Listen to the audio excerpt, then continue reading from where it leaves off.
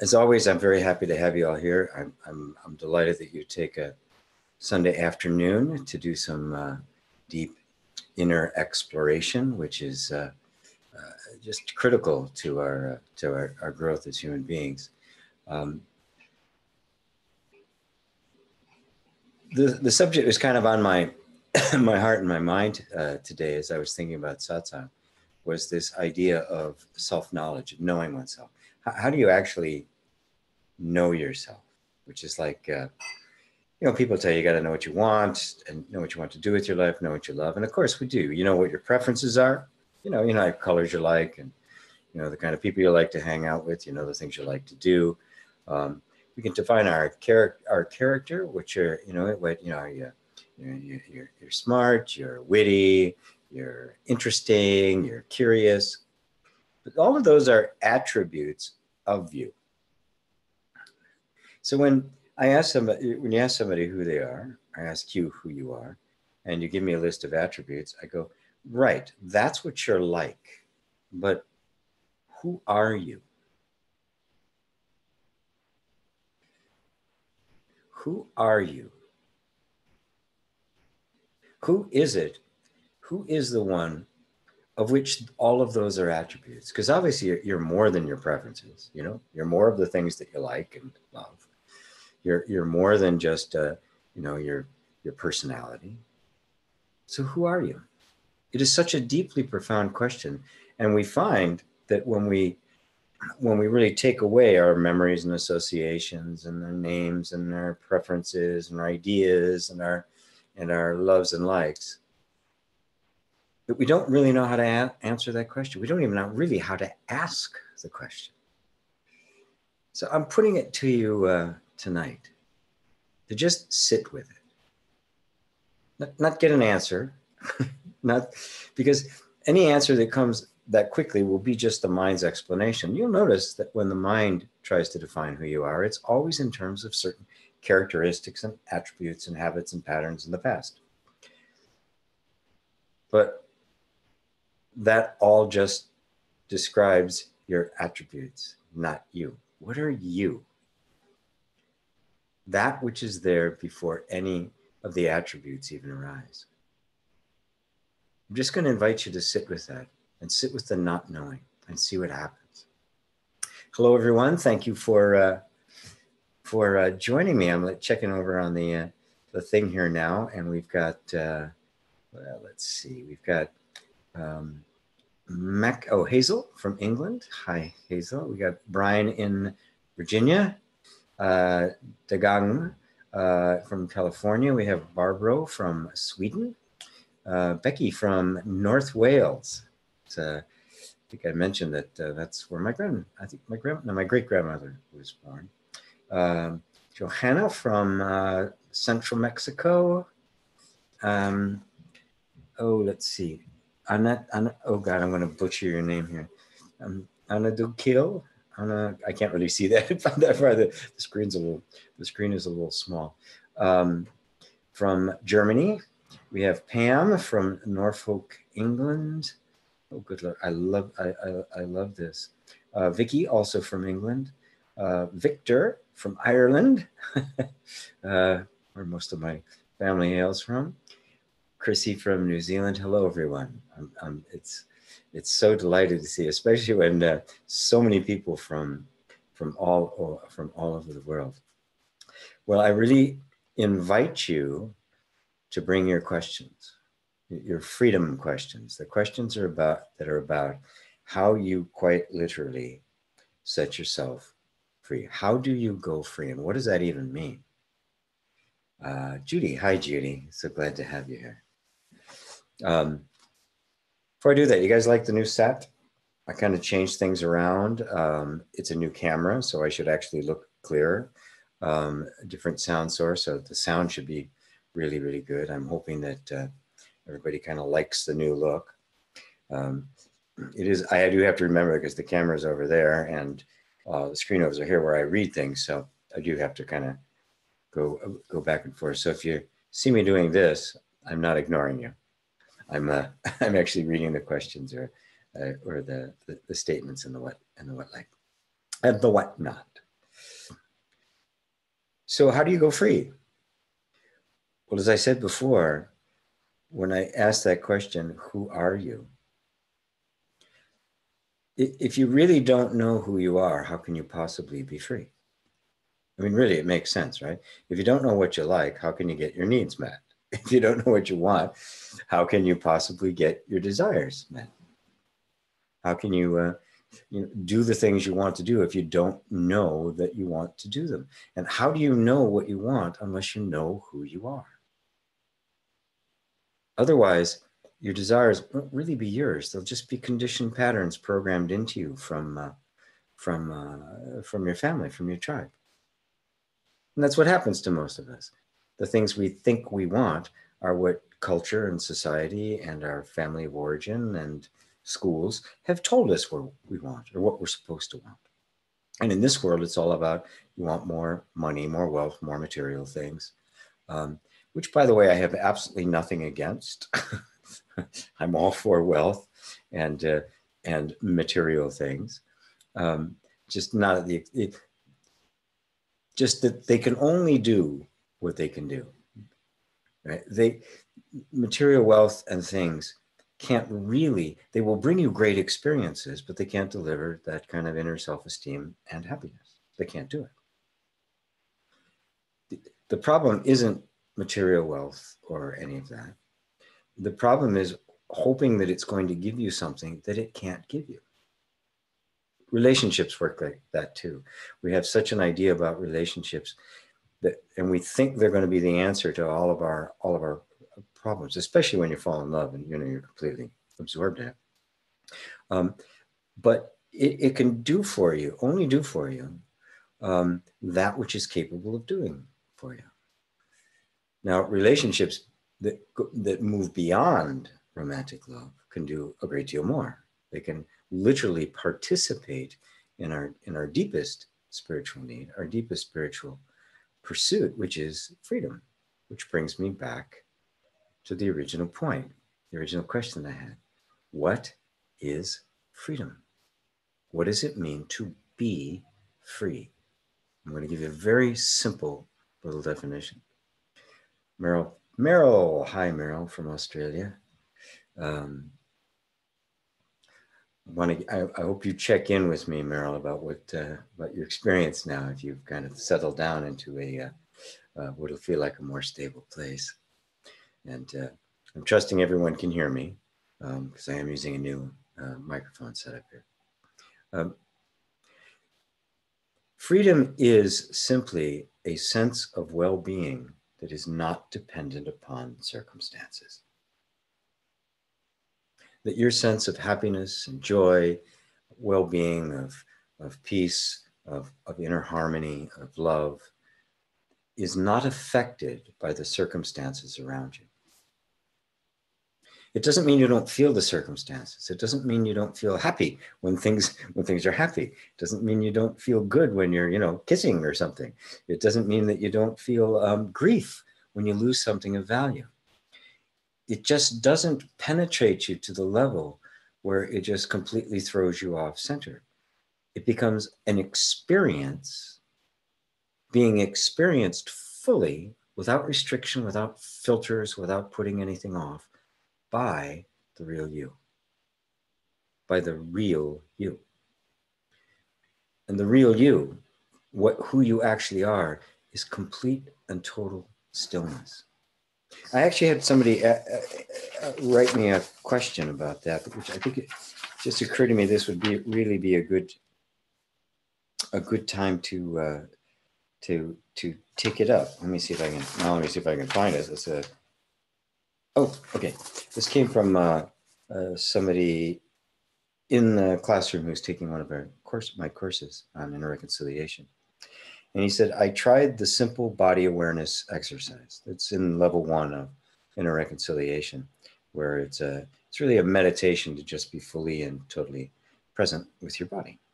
He says, to be honest, which I'm glad, to lie, I'm going to tell you it was wonderful. No, to be honest, I was aware of a big emptiness, and this emptiness scares me. It always has. I expect you'll ask me to just allow the emptiness, but I find that difficult too. I've heard of people finding substance, light, presence within the emptiness, but I haven't. Am I too shut down? Jan, okay, I'm not gonna be that. They say, hey, just allow it. I mean, it isn't like that. I really cherish every experience that somebody has, and I want them to grow in that experience. I want to I really want to explore the experience and not just say, well, just allow it all to be there. What you're really running into is your mind's version of emptiness as opposed to the real emptiness. All those things that you're talking about, finding substance, light, presence within the emptiness, are all effects. They're the special effects of experiencing emptiness. If you want to have the ultimate pure spiritual experience, it is the emptiness with none of the extra stuff laid on top of it. Now, that doesn't mean we go through life with no experience. Of course, we're constantly experiencing. You can't stop experience, right? You don't get up in the morning and have to start the experience machine. Get up and nothing is happening. So you crank it up and now you're experiencing. Experience is a constant flow, but who are you, right? There's a fear of the emptiness because there's a fear of losing yourself there. You don't realize that the emptiness is you. That is you with nothing extra added. Now, knowing that, we can add all the stuff back in again, and you will remain free because you are free of dependence upon anything. Notice, the emptiness scares me. It always has. I've heard of people finding substance, light, presence, and emptiness within the emptiness, but I haven't. Am I too shut down? No, you're not shut down. Just put that on your mind for good. But notice that it was found in the emptiness. Now, if there's a dependence on having a particular kind of experience, you're not free, are you? You're going to seek to control the experience. If you have an experience of bliss and then it falls into grief, you're going to want to recreate the bliss. And what wouldn't? But to recognize that it's just an experience, and all experience is the yin yang. It's going to come and go. You can completely release your dependence on it, and then you're free of your whole emotional, mental, and physiological being is independent of those circumstances, and that's peace. That's the emptiness. So the emptiness isn't empty. It's kind of the origin of things before anything appears. It's like you before there are any attributes of you. It's like music before a sound is made. It's like perfect stillness before even the sound Om is emitted, which is the first manifestation, the first moment of creation, the sound of creation. So your mind is telling you that the emptiness is frightening because the emptiness is, because your mind sees the emptiness as nothing there. There's nobody there. There's no experience. You don't need experience to be. And when you discover that you are, all experience, not only does it come back in force, it too gets liberated. Because now, when you have a preference for a certain kind of experience, you're going to kind of deny and push away everything else. This is how we lose possibilities. This is how we lose relationships, because we're not open to what's actually here, because it doesn't match what we want it to be. This so shuts down our lives. It so shuts down our experience because it's narrowed. Right? It's like, I'm allowed to feel this. This is what I want to feel. Everything outside of this is bad, not good. I don't want it. I mean, that's conditioned. That's not freedom. The realm of experience, the realm of what the universe has to offer is so vast. All we have to do is open up to it. But we have trained ourselves to say, this is good, This not good. I want this. I don't want that. And so here we are. And then we wonder why we're feeling frustrated. Well, we're feeling like something's missing. Well, yeah, the rest of the universe is missing. So I hope this is that's clear, Jen. Don't just say, I'm not going to just say I expect you to ask me to just allow the emptiness. No, I'm going to ask you to dive into it and notice that even while the emptiness is there, you're still having experience. Things are still going on. Thoughts are still appearing. Emotions are still appearing. Sensations are still flowing. You don't stop. None of that is stopping. Just don't narrow yourself to this idea that there's got to be some kind of big revelation there, some kind of, the heavens parting, and you're going to see, light and angelic beings. Even if you do see light and angelic beings, they're just an experience. And guess what? They're not going to last. They're not going to hang around. They're going to be gone a little bit. Then what? See, they're all coming and going within this baseline, this framework of pure emptiness. That pure emptiness is just the simple being with nothing added into it. Just what you actually are before anything else appears. So I hope that's clear. I hope that's clear to everybody listening.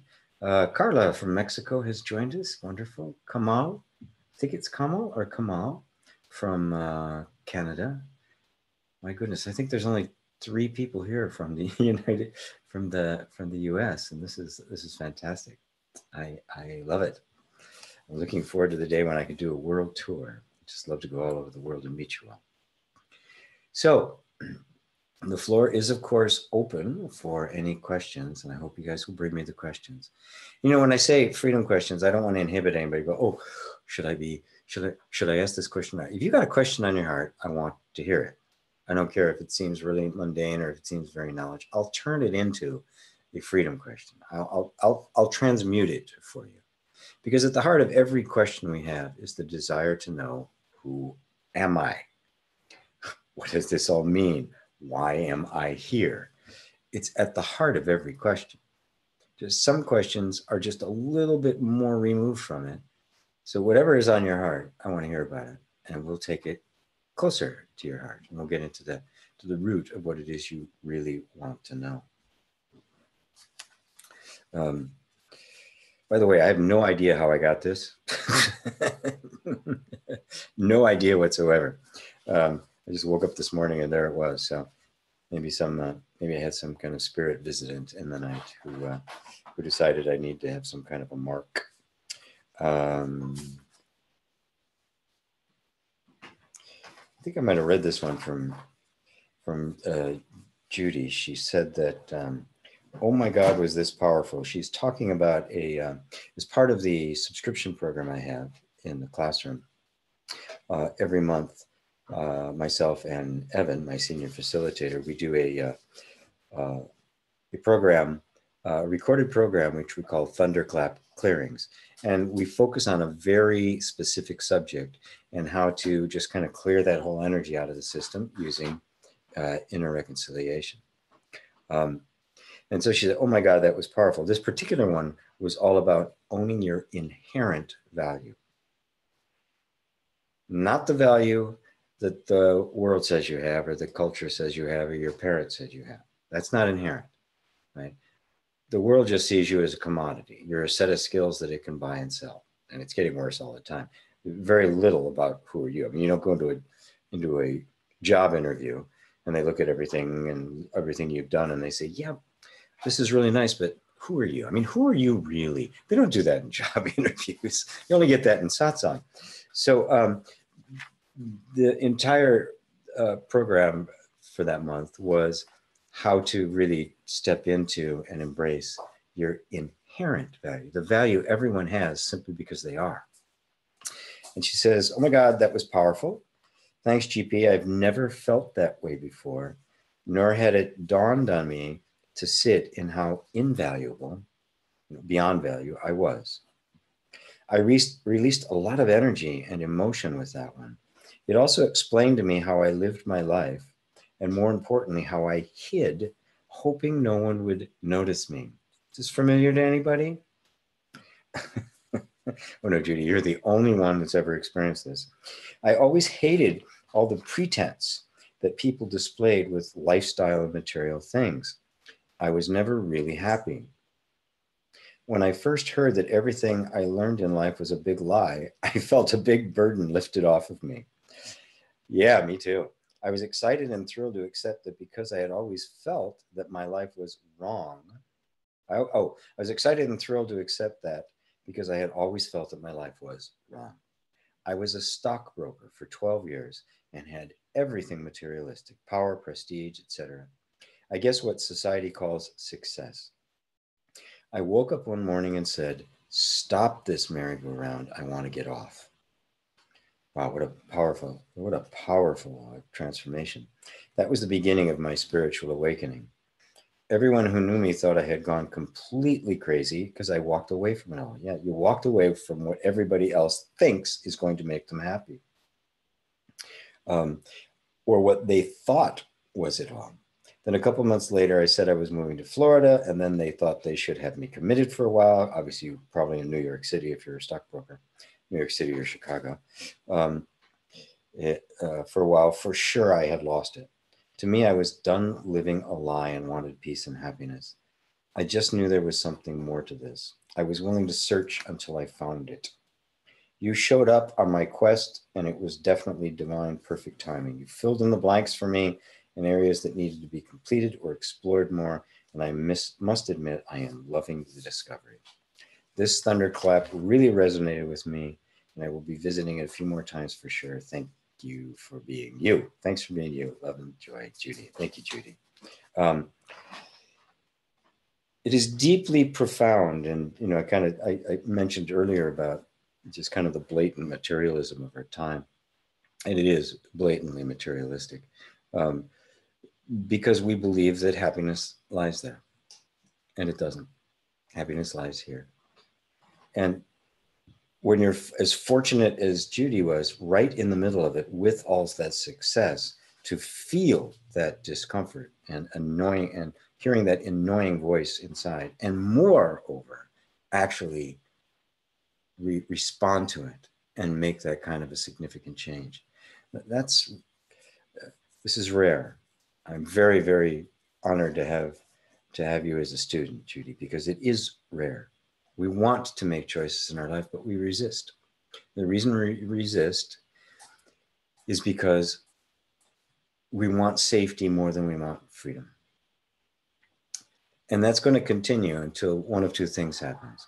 The wisdom begins to dawn that there's more to it, that this dissatisfaction isn't going to go away, and that what I'm doing is not going to fulfill me.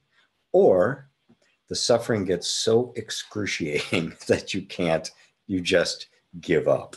I can't do this anymore. I mean, that's what happened to Michael Brown. It's what happened to Eckhart Tolle. It's what happened to several people. They weren't really on a spiritual path, but the suffering was just so intense that it just like squeezed them, and they surrendered in a moment, and the light dawned. You don't have to suffer. There is another way, and it's the path of wisdom. It's the way I try to teach with inner reconciliation. It's a way of preparing you to be able to step into who you really are, to really begin to have the courage to let go of the things that are hindering you and step more fully into that inner freedom that is safe and happy and content with itself. And then you find your inherent value. And then you find what Steve Georgian referred to as infinite value. The infinite value of the whole, but not just that, but the infinite value of you as an individual. We don't think of it like that. We think of enlightenment is going to take us to this other place. We're going to be godlike. We're going to see God, and it's going to be okay. And then we're going to get rid of this other person, this other thing that's been such a pain in the ass. But what really happens is that what we thought of as ourselves becomes liberated, and the incredible value of every individual human being becomes magnified. You not only liberate yourself from identification with what you're not, you liberate the entire human mechanism, entire human instrument, and allow it to become everything it was meant to be. You basically tune the piano and you now have a Steinway concert grand. And that is the life and the instrument you get to inhabit in this moment. And there's simply nothing more blessed than that. And that's the real thing. Awakening is not a step out of your life. It is the liberation of your life. It is a complete and full emergence into it, because everything that's been blocking the full expression of it has been left aside. So thank you for that, Judy. That was just beautiful. Thanks again, Jean. Now I know I am infinite value. Isn't that a great phrase? Infinite value. How big is your value? How much are you worth? It's incalculable, immeasurable, invaluable, beyond all ability to measure. It's like the Hope Diamond or the Mona Lisa. It's like, forget it. It has no, you can't put a price tag on it. It's so beyond our scales. And what could be more valuable than the most rare thing in the universe? The most rare thing in the universe that's never appeared before and is never going to happen again and is here for this brief period of time. What could be more valuable than that? Well, folks, that's you. That's you. The form you're in right now is absolutely invaluable. You will, of course, go on. There'll be other forms. You are beyond any form. But this form is unique in all history, in all time. So really cherish it. Who you are, who you appear as much as who you are is a gift to us all. We need you as you. We need the liberated you, so I can enjoy the fullness of the universe. Max Mix, is emptiness what Jesus meant by being poor? Yes, blessed are the poor in spirit. Blessed are the empty in spirit. That's exactly what he was talking about. He wasn't talking about you're poor, right? Blessed are those that don't have any money. Blessed are those that are not dependent upon material circumstances. They could be viewed as poor for the world. They might be wealthy, because there's some wealthy people that are not dependent on it. The wealth just kind of comes to them very, very naturally. And they're not dependent on it.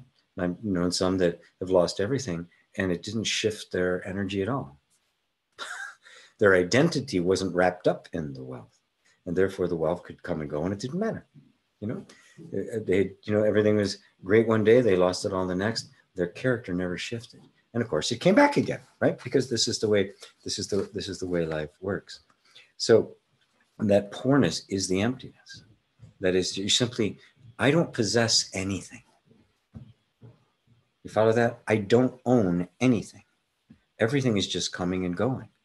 I couldn't hold on to it if I want. Possessions are a really insane idea. You don't own anything. Everything is just coming. You don't own this body, right? You're not controlling its functions. It's just doing what it does, and it's your gift. It was given to you. Here, experience a world. How do you experience a world? Well, you have to have a body to experience the world. And so here's this gift. Boom, there it is. You don't own it. It's going to go away, right? I mean, it's not even on loan. I mean, it's just kind of happened. The same thing is true of all our gifts, our intelligence. Every word that's coming out of my mouth is not mine. And it is coming from so I'm totally poor in spirit. Poor in spirit means I don't got anything. And yet in that poor in spirit, you get everything. Everything becomes available, and you grasp and you hold on to nothing. I think, blessed are the poor in spirit, for they shall see God. Is that how the rest of it goes? I mean, okay, that's not a bad deal. Well, if that answers you, Max Mix. Is it Max Mix or Max Mix? Main Mix. Oh, Main Mix. Sorry, the words are a little small today. Let me see if I can make the screen a little bit bigger. Oh, there we go. There we go. No, Main Mix, maybe a little bigger. Manix Mix. Okay, now I can see it. So I hope, sorry when I butcher your names, folks. I really apologize. Vicky said, I created a morning and a bedtime routine from your expert explanation of things come and go. It's okay. It's okay if I miss it now and then when life happens. Is that a question? Is it okay? Yeah, absolutely. Life happens, right? Don't become dependent on any practice. It's one of the big mistakes in spirituality, that we become dependent on a particular teaching or a particular teacher or a particular approach or a particular practice. Then you're not free. I mean, the whole point is freedom, right? Which means I'm free from all practices. I'm free from all theologies. I'm free from all teachings. Total freedom. Now, that doesn't mean you just throw them out as I enunciate. You take them while you need them. You use the teaching while you need it. But the moment you don't need it anymore, you release it. You let it go. You don't have to hold on to it. Ramana Maharshi used the example of the stick that you use to stir the fire. And when the fire is like down to the embers and ready to burn out, you throw the stick in and burn that up too. You don't need it. All the tools, even in a reconciliation, which is, the one I created and the one that makes me my living and pays for all this stuff around here that lets me do this for free. Let it go. There's a point at which you're going to go beyond it. You don't need teachings when you're free. Teachings are just to bring you there. Once you're there, you don't need them. Why would you do that? I mean, if you got on a train and it took you someplace, you wouldn't get off the train and then try to take the train with you. You're there. You're done. Just relax into it. So yeah, don't worry about it. Your development, your spiritual development is not dependent upon that. And it's not really in your hands. So this whole idea that I got to be really rigorous and disciplined can be a perfectionist trap. Now, I don't tell people just flip it. Oh, it doesn't matter if you don't do it. Yes, regular practices. I have regular practices that I do still. Right? They give me pleasure. I enjoy them. They help keep me clear, because there's never any end to the opportunity to become unclear. Okay, the temptation to identify with the personal sense of self never goes away as long as there's a body. So those things are necessary. But if I miss it, who cares? If you miss it, it will not affect anything. Now make sure you get that, because if we believe that we're going to suffer something, we're going to lose something because we skip it, then we will. But it will be a fulfillment, not of actually skipping it, but of your belief in the consequences of skipping it. So be free from any kind of imposition on it. If you skip it, well, you just skipped it. If you missed it because something came up, you missed it, or you overslept, or you were so tired you started and fell asleep, right? Put no consequences on it. Any consequences, especially negative consequences of that, are all a fabrication of your mind. They're not true. The only thing that actually happened is I fell asleep. That's it. Right? And notice, it's completely neutral. But now your mind will say, oh, look, see, you're not a very good student. This is going to cost you. You're going to not feel very good. Nonsense. That's the fabrications of the mind. That's the story and the storyteller. You can just let all of that go. This is how it works. Our beliefs create our perceptions, which is how we perceive the world. So you can abandon all beliefs. You don't need any of them. That's what freedom is. You are free from all the beliefs. So you experience life as it is. This is so important. I mean, it kind of borders on, it's where the law of attraction and the way it was in manifestation and new thought is here. What I'm telling you is here, right? And, I'm a total victim and life sucks is all out here somewhere, right? Now I can influence that, but there's a misunderstanding in the world of metaphysics, because it believes that somehow there's something objective that could influence my life. There's nothing objective that can influence your life. That's the emptiness. There isn't anything external. It is all your perception, which means if you believe it to be true, you will experience it as if it was true, even though it isn't. So just be really careful. Be purely with the experience. I have my practice. I do it every morning and night. I missed it this morning. So what? No consequences need be attached, because if you do, they're artificial. They're not real. I hope that's good for you, because that's really like, it's a great question, Vicky. Thank you. The other son. Hey, GP. Hey, other son. Judy, this is what you taught me, and much more. Thank you, Judy. Gladiator. Gladiator 1. How many gladiators are there? GP, how can I use deep meditation, or as you say, our own nature, to find answers that are important to me? Great question.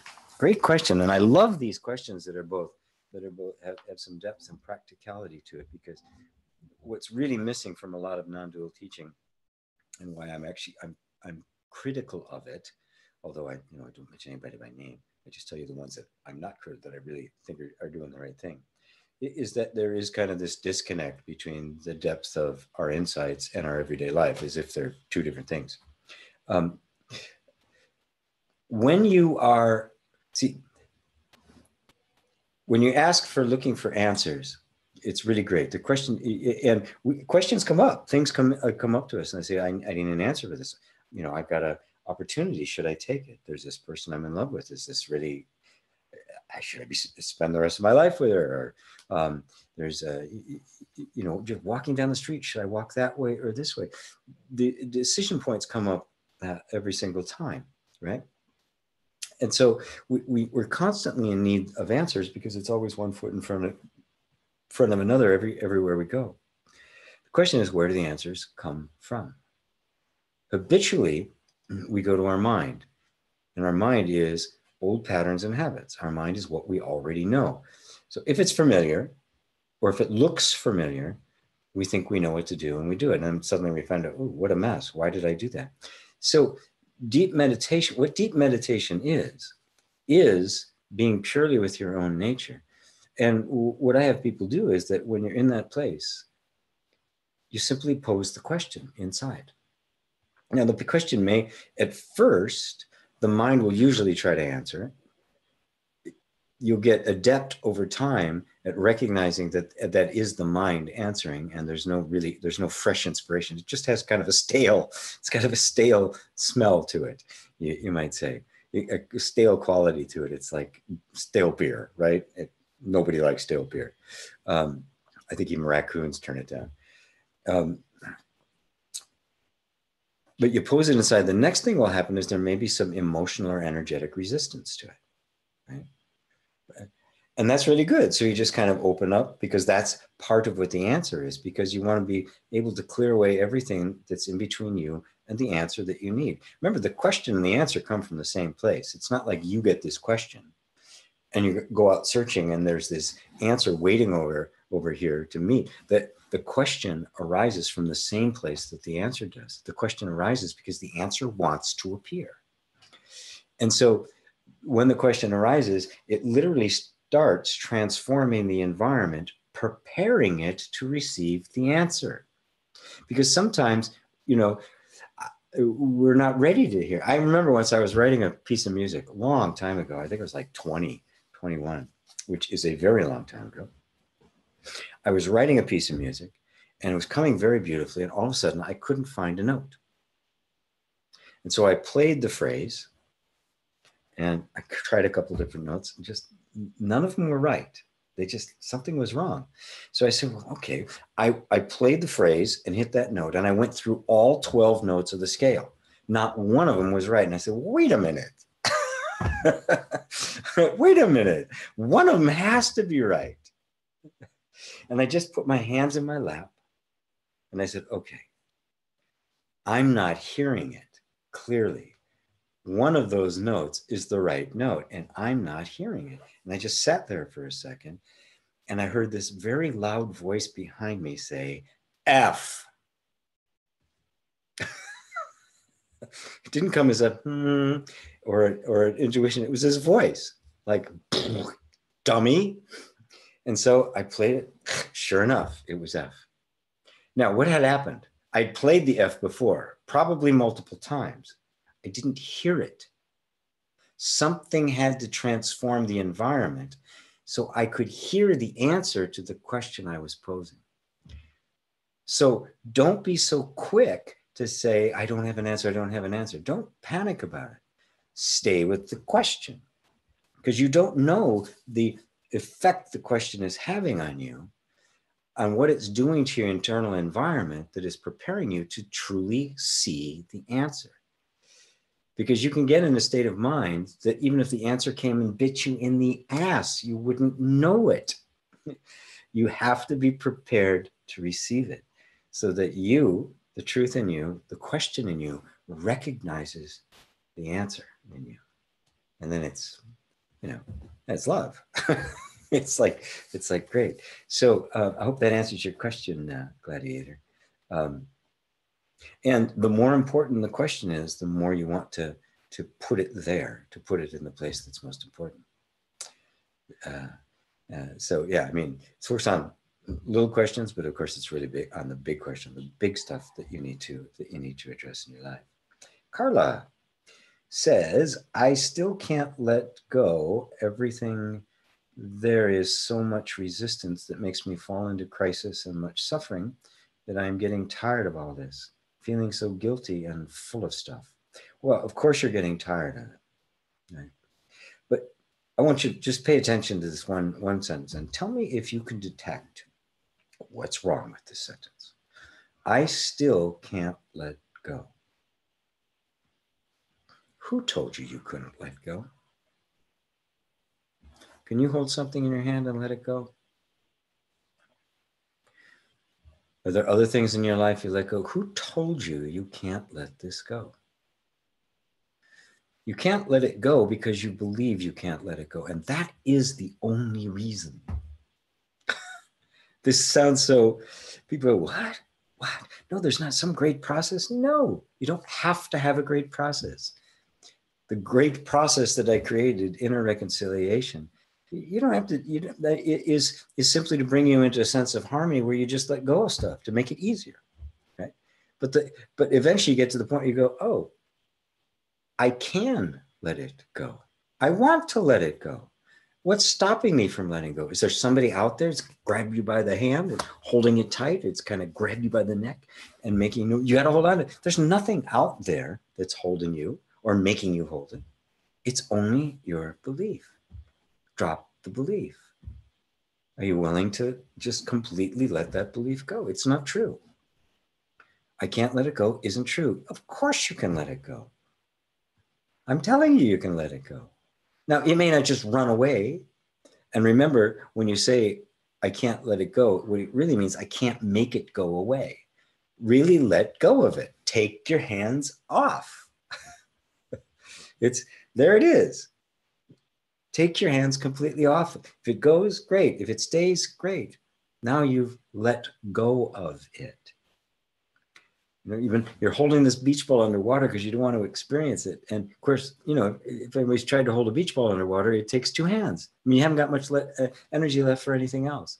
What happens when you take your hands off of it? It floats to the surface. It may stay there for a while. It may even bump up against you. But eventually, it'll just, and if you've let go, you can just kind of walk away. The problem isn't that you can't. The problem is you believe you can't. And I'm here to tell you, it's not true. Now let's look at the other half of that. I'm feeling guilty and full of stuff. All right. The feeling of guilt is there because of something you may have said or done or experienced in the past. And that feeling of guilt is really kind of a very primitive moral mechanism to try to ensure that you don't do it again. The truth of the matter is that most people, when they do something that they feel guilty about, I mean, they really regret doing it. Now, sometimes the guilt is just imposed. They impose guilt on you when, in fact, you haven't done anything, right?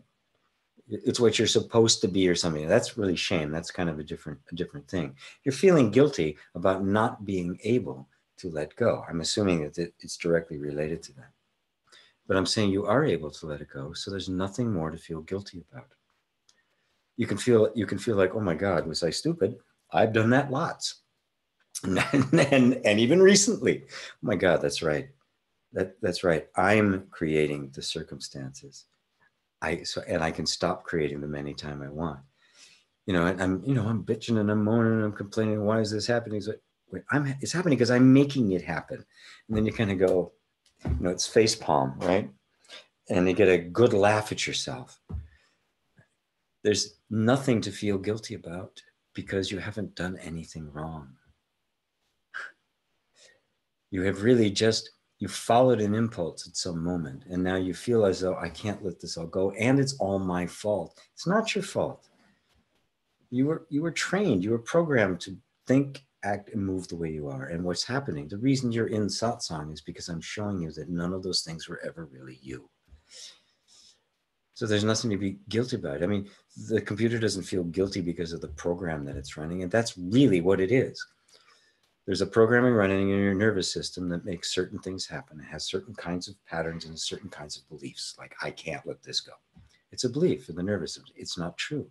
So with the removal of the belief also comes the removal of the guilt and the feeling of forgiveness and release. You're not guilty, my friend. You're innocent. You have been vindicated from all wrongdoing. You have been found completely and totally not guilty. I hope that helps, Carla. The other son, Carla, guilt is one of the biggest parasites, amen, but it fades over time when you realize that it's just a perception that comes and goes. And that in its essence, it's not really true, right? There's a positive side to guilt. When we really do something that hurts someone, we should feel guilty about it. But if you hold on to the guilt, you won't actually make the transformation. What the guilt is telling you is, this really hurts. We're not going to do that anymore. It's like, sticking your hand in a fire. That's all guilt is. We hang on to the guilt because we take it as if we're bad now. The guilt immediately transmutes itself into shame, when it's simply the feeling that you get when you recognize that you've done something hurtful. We need to feel that. I mean, I wish our leaders in governments would feel the pain that they're inflicting on others, and we would end war in a heartbeat, but they don't, and so it continues. They need to feel the guilt about it, because then you go, I can't do this anymore. That's the positive side of it. When guilt, though, festers and turns into shame, I'm guilty, I'm shameful, there's something wrong with me. Now you're in a completely different league. And that is where it gets stuck. And that's where you feel as though I don't deserve anything. I can't let it go. I'm being punished. All of those are creations of the mind. Not one of them is true. They are fabrications and projections, the lot of them. It is a fiction. And you can stop believing it right this second. Carla, I can understand how is that on one side, I want to wake up and be free. And on the other side, I am doing the opposite. No, my friend, that's not what you're doing. You are, on one side, you want to wake up and be free. That's not one side. That's you. You instinctively know you want to wake up and be free. You instinctively know it. Right? Cool. Now, the other side that is that's doing the opposite is the programmed, conditioned responses of the nervous system. The moment you see that those are not you, but simply the way you were trained to be, the entire schism will just fall apart, and you'll realize that you are that desire to wake up and be free. And in that seeing, you wake up and become free. The waking up is the realization that the conditioned responses of the nervous system are not you. You are not your conditioning. And it is going to do the opposite until you see that. And then what happens is it starts to begin to reorganize itself around you. And now it starts actually giving expression to the awakened you. This is how it works. So, good. Sorry, was my English? It's not too good. Oh, it's great. We get, you are conveying it perfectly, Carla. Thank you so much. I'm just so delighted to have you here. Dagang, I hope I pronounced that correctly, Dagang, or Dagang. How do I use there is no self in the body to interpret human behavior? Human behavior is all conditioned responses unless an awakening takes place that is no longer identified with the human responses, and then the human body and all the parts of it begin to express the awakened self, the real you. So you don't, all human behavior is the expression of the conditioned response, but it's not quite simple. It's not just all these automatons, because all of us are consciousness. All of us are truly free in our the conditioning is more or less depending on the circumstances of the individual. Some conditioning is less, and so more of the real you can shine through. But the body, the nervous system, everything about it is a means of expression. It is the instrument of expression that we have, right? So you are shining through the expression. If you think you are the body, that sense, that expressiveness of consciousness will become limited. It'll become confined by the self-concept that you have, which will be limited by nature. And it has nothing but beliefs of lack and scarcity and all of it. It's the nature, of when I'm this big and I'm stuck in a tank this big, I'm going to feel a little squeezed.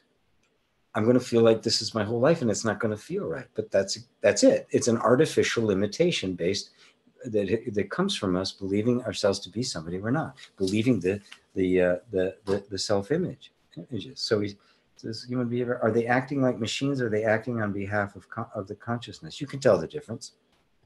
Expressions of love and compassion, patience, wisdom, humor, fun, joy, that's all conscious expression of consciousness. Limits, fear, doubt, anger, hatred, those are all expressions of consciousness that has identified itself with its conditioning and thus created a false image of itself. It's really easy, but you can look. There's no such thing as anybody on the planet that's nothing but conditioning, because the conditioning, it's not self-activating. Consciousness is there to activate it. All the animation of anything, whether it be the Dalai Lama or some slug that's running a country, is all of it is animated by consciousness. It's just whether or not consciousness, how much of the truth of consciousness shines through, right? And that depends on the thinness of the conditioning, which is why it's very important to dismantle the conditioning. Which is why I spend a lot of time doing that, and a lot of time working with people to do that. Because then what happens is the conditioning gets dismantled, the real you. More and more of the real you just naturally shines through, and consciousness feels the freedom of no longer being identified with the body and the past and the conditioning. So that answers. Carlos sent a heart to the other son for his comment. Vicky says, thanks, GP. That was very good. I'm glad for the clarification. You're very welcome. I think that was from a question earlier, maybe. I don't know. Cool. Mark C. Late to the party, but hello from snowy Vermont. Hey, another American joining us. Hi, Mark. Let's see, Gladiator. So basically, GP, I will be guided. The steps will kind of show up. Yeah, it may sound like kind of weak, or it's just going to show up, but that really is how it works. Right? But use it as an opportunity to grow into a higher version of yourself, to grow into more than you are. Use it as an opportunity to grow into the answer. And not just, I got to get an answer. I got to become the answer is a much better way of doing it. And then let yourself become it. all I have to do is create the stillness and harmony inside and then ask the question. Yeah, but you don't have to create the stillness and harmony. You are that. You simply have to acknowledge it and sink into it. And just be willing to pose the question. The question. Just notice the chaos that's inside. If there's chaos inside, just be with the chaos. It'll calm down. It'll relax. And you can put your question and then see what happens. Right? Just remember, you're becoming the answer. You're growing into the answer. You're not getting an answer. You're becoming the answer. Carla says, thanks for your help. You're more than welcome, Carla. Mark C. What about being on the receiving end of hurt? While the guilty party in question has apologized, although not specific in the apology, my gut tells me not to trust. Don't trust. That would be my my simple response. If your gut tells you don't trust, don't trust.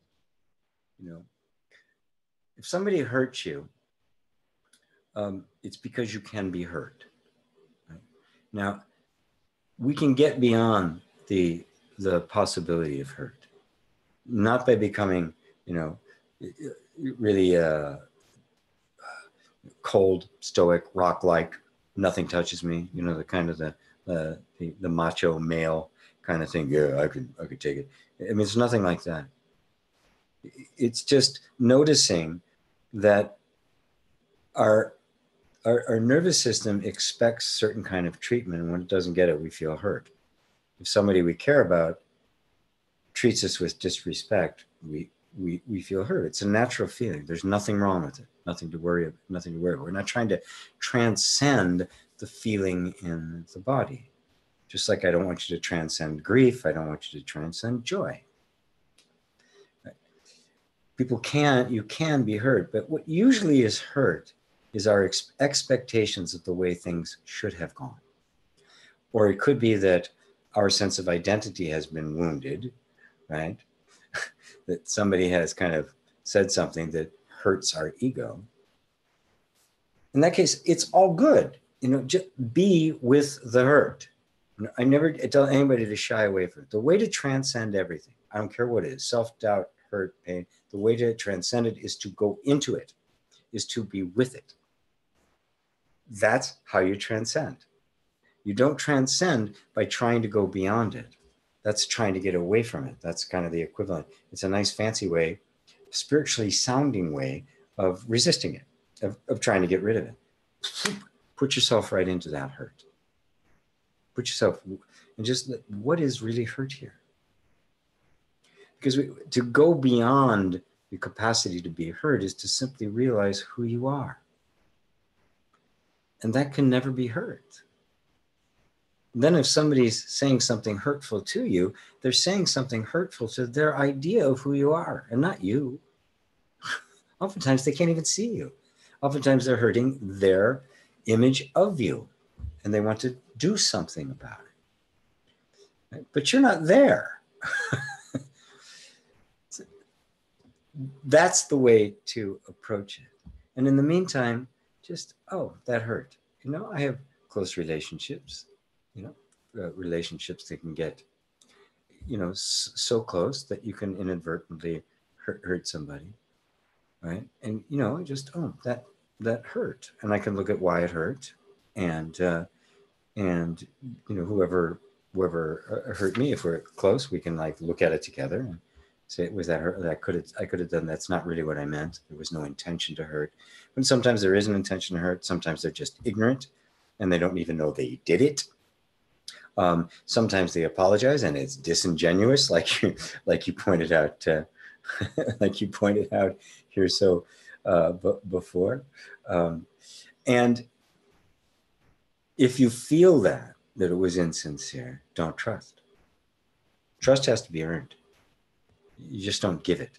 There's nothing wrong when you have the intuition that somebody isn't trustworthy. You're not supposed to love everybody like that. You're supposed to see everybody as they are, including all of their conditioning, and you don't let yourself get hurt. It's very, very smart. Compassion is not naivete. It is a really piercing wisdom. And I've seen some sages that are just nothing but love really, really kick ass. And some people who are just arrogant. They weren't sincere. They weren't really there. And I've kind of stings, but I've kind of felt the sage's glare myself. And of course, what it does is it just explodes whatever it is you're holding on to inside that is keeping you from being more of yourself. So I hope that helps, man. Let's see. Let's give this Satsang live vid a thumbs up, guys. Oh, thank you, Chibi. Thank you, Poppy. Puppy. Zakalu. Oh, man. I love it. Mark C gave me a thumbs up. Thank you. Dagang says, thank you for your answer, GP. Judy, great. Get lots of thumbs up. Gladiator says, thank you so much. You are my favorite YouTuber by far. Whoa. Yay. Wonderful. Wonderful. Wow, that's great to hear. Stephen Farrington, love, serve, and remember who you are. This is my motto from doing inner reconciliation. Thanks, GP. Beautiful. Love, serve, remember who you are. I like that. Yeah. And you can actually put them in any order. Remember who you are, love, and serve. Serve, remembering who you are, and love. You can put it in any direction. It's beautiful. Thank you. Victor. Keith. Hi, Keith. I believe what you are saying, if you are in tune with the greater part of your guidance comes naturally. Yeah. And you can trust it. Right? When we're lost in the weeds, when our identity is all wrapped up in the egoic mind and the conditioning and stuff, it's really hard.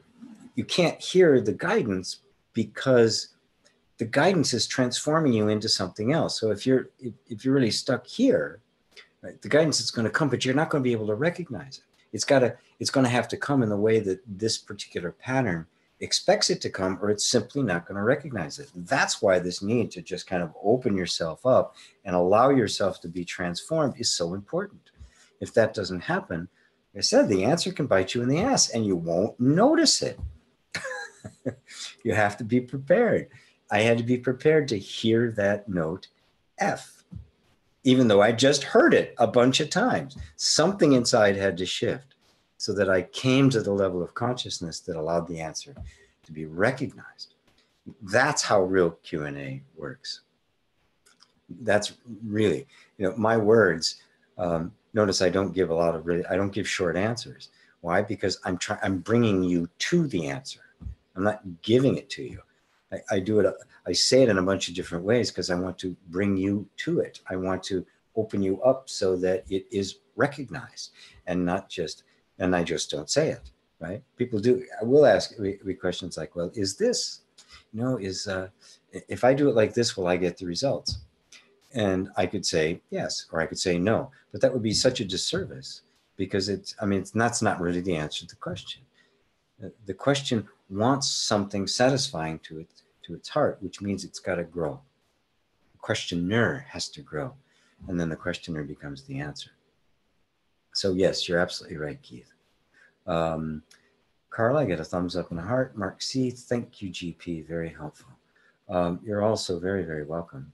Or after 5 now, I'm happy to go on and answer a few more questions if there are any.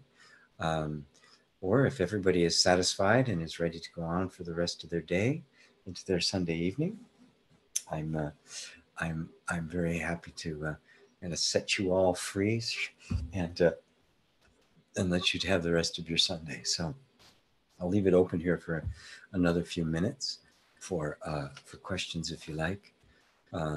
Otherwise, we'll begin to sign off. And I hope you like the new set and the new camera and the new way we're doing it. I'm just still getting used to it. I just got this thing working yesterday, and I'm still learning all the new gadgets. At some point, I'm going to want to have a studio where I have other people doing this for me. Evan and I are still a 2-man show. So anyway, love you all, and I guess all the questions are good for this evening. Wonderful. Thank you all for being here. Thank you for your questions. I'll be here next week doing the same thing. by all means, if you haven't yet, check out innerreconciliation.com to learn about the entire process that that can take you all the way from delusion to awakening and then beyond, and how to integrate that awakening into your life, because that's the next step. The big insight, the big aha, it's great, starts the transformation, but there's way more. It's got to sink into absolutely everything. And Carla says, yes, it's beautiful. Yes, it is. So thank you all. I love you all. Namaste.